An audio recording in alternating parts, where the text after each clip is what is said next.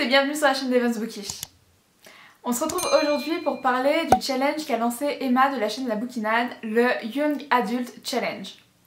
Donc c'est un challenge qui, comme vous l'aurez compris, est tourné autour du Young Adult. Le challenge commence le 1er juin et se termine le 30 juin. Si vous me suivez depuis quelques temps, vous savez que je suis une fanatique de challenge. Enfin, une fanatique. J'en fais quelques-uns et je m'amuse beaucoup à les faire, la plupart du temps en tout cas.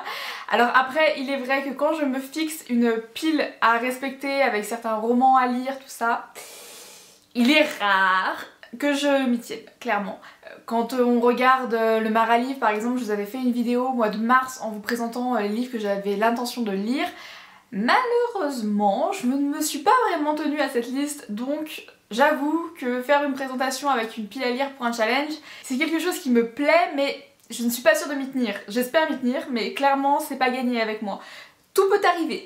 Donc pour ce challenge, nous avons droit à 6 catégories et donc 6 romans à lire, ou alors on peut mettre un roman dans plusieurs catégories.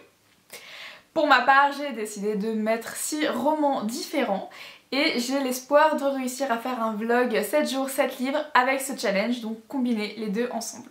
Commençons tout de suite avec la première catégorie. Pour la première catégorie, il faut lire un one-shot. J'ai donc choisi de lire Tes mots sur mes lèvres de Katia Millet. Millet, je pense. Alors c'est un livre qui est dans ma pile à lire depuis assez longtemps maintenant, plusieurs années, voilà, mais vous-même vous le savez, ma pile à lire est tellement longue que j'ai eu du mal. Pour vous dire, j'ai mis 4-5 jours avant de finaliser cette pile à lire. Vraiment, parce que je ne savais pas quoi choisir tellement ma pile à lire est grande. Bref. Revenons-en à Tes mots sur mes lèvres de Katia Millet. Alors comme je le disais, c'est un roman qui est dans ma pile à lire depuis très longtemps et j'ai hâte de le commencer. J'espère vraiment me tenir à cette liste parce que sinon je vais jamais m'en sortir. Pour la deuxième catégorie, on nous a demandé de choisir une relique de notre pile à lire. Alors bon, comme juste avant, on se rend compte qu'en fait les livres qui sont dans ma pile à lire sont relativement anciens pour la majorité, même si j'en ai des récents, hein, c'est vrai que j'ai quand même beaucoup de livres qui datent de quelques années, donc en fait tous mes livres dans ma pile à lire sont des reliques, pratiquement. Mais pour le coup, j'ai choisi de lire Rouge Rubis de Kerstin Gier, I don't know. Vous-même vous savez, moi les noms, il y a un souci. C'est une trilogie pour le coup qui est dans ma pile à lire aussi depuis plusieurs années. Pour vous dire, on me l'avait conseillé quand j'étais au collège. Une amie me l'avait conseillé et je ne les ai toujours pas lus. J'ai un peu peur parce que j'ai, comme beaucoup d'entre vous sans doute, vu les films et en fait j'ai du mal à me lancer dans un roman ou dans une trilogie, dans un roman en général. Après avoir vu les films, le problème c'est que par exemple avec la saga À tous les garçons que j'ai aimé, j'ai eu du mal après à lire déjà le tome 1, j'ai le 2 et le 3 encore dans ma pile à lire, mais j'ai eu du mal à les lire pour la simple et bonne raison qu'ils étaient très fidèles au film. Le film était très fidèle au livre et du coup j'avais du mal à me projeter dedans malheureusement. Donc j'ai toujours un peu d'a priori et un peu de mal à me dire de me lancer dans ce type de lecture, mais en tout cas c'est une trilogie qui est là depuis très longtemps et qu'il faudra vraiment que je commence à lire à un moment donné.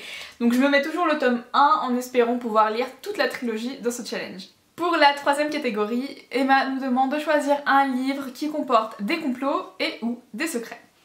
Donc pour cela, j'ai choisi La voleuse de secrets de Brenda Drake. Alors lui-même est toujours dans ma pile à lire depuis longtemps, mais j'avoue qu'il me fait très envie. J'ai jamais osé vraiment me lancer. Je sais qu'il y a 3 tomes si je me trompe pas, c'est une trilogie, j'ai pas les autres tomes.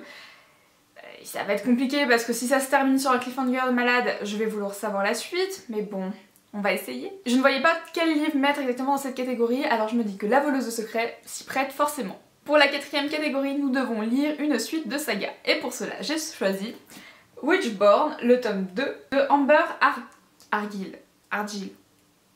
You know. C'est un livre qui, pareil, encore une fois je vais dire que ça, je me répète, mais qui est là depuis très longtemps dans ma pile à lire. J'ai lu le tome 1, mais je me suis jamais lancée dans le tome 2, tout simplement parce qu'il n'était pas sorti, je crois, quand j'ai lu le 1. Alors que d'habitude j'enchaîne, et donc là je me suis arrêtée au tome 1, et j'ai hâte de pouvoir lire ce livre, surtout que, regardez-moi cette couverture.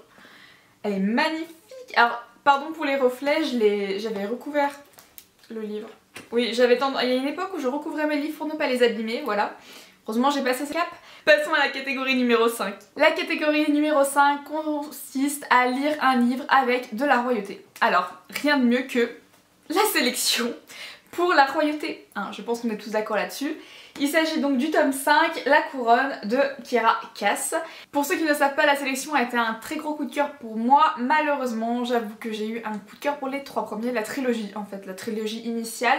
Après, l'autrice a choisi d'écrire 2 autres tomes pour qui suivent donc les 3 premiers. Mais donc l'intrigue est centrée autour de la fille d'America. Alors j'avoue que c'est ce qui me gêne entre guillemets un peu. J'ai lu le 4e tome mais j'ai pas accroché tant que ça. Tout ce que je voulais en fait je l'ai lu pour connaître la suite de l'histoire d'America en fait. Pas pour le personnage de sa fille, très honnêtement. Le tome 5 c'est pareil, je l'avais acheté pour savoir la suite mais comme le tome 4 n'avait pas été un coup de cœur et j'avais du mal, j'avoue que je n'ai pas osé me lancer dans le 5 mais il est là, il m'attend et il va bien falloir que je le lise à un moment donné, donc let's go. Enfin, la dernière catégorie consiste à lire un livre le plus vite possible. Et pour cela, j'ai choisi Hopeless de Colleen Hoover. Alors, très clairement, c'est pas le plus petit livre, on est d'accord, mais comme les autres, il est dans ma pile à lire depuis longtemps, je me dis que c'est le moment ou jamais de le lire. Surtout qu'on m'en a dit que du bien, c'est Colleen Hoover, donc forcément je sais que je vais aimer, mais juste j'ai toujours eu du mal, j'ai pas osé me lancer, je ne sais pas pourquoi. Mais voilà, et je pense qu'il est grand temps qu'il sorte de ma pile à lire.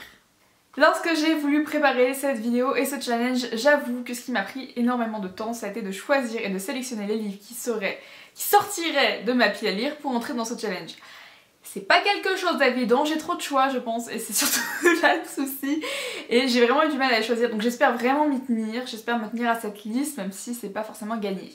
L'autre gros challenge a été de les trouver dans mes bibliothèques parce que j'avoue que ça n'a pas été non plus la tâche la plus évidente. La preuve en est, j'avais sélectionné un autre roman qui est Ashes Falling for the Sky. Petit problème, je ne sais pas où je l'ai rangé. Il est quelque part là-dedans, je ne sais pas. Mais j'ai prévu de le lire en bonus un peu, en tant que catégorie aussi numéro 1, mais en livre bonus pour le challenge, donc en 7e livre, si j'arrive à faire le vlog 7 jours, 7 romans. J'espère en tout cas que cette vidéo présentation de ma pile à lire pour le challenge Young Adult de Emma vous a plu. N'hésitez pas à aller voir sa vidéo de présentation que je vais vous mettre en description. Et n'hésitez pas à me dire aussi si vous allez participer à ce challenge, qu'on puisse échanger ensemble sur nos lectures. A bientôt sur la chaîne.